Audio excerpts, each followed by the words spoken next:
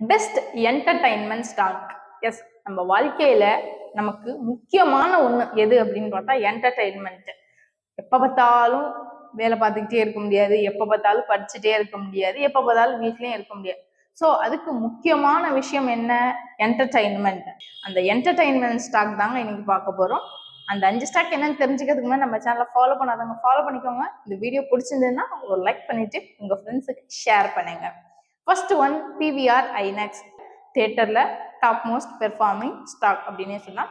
இந்த நிறுவனத்துடைய current market price 1668 ரூபாய். Second one, Sun Network. சன் நெட்வொர்க்குடைய கரண்ட் மார்க்கெட் பிரைஸ் 703 ரூபாய்.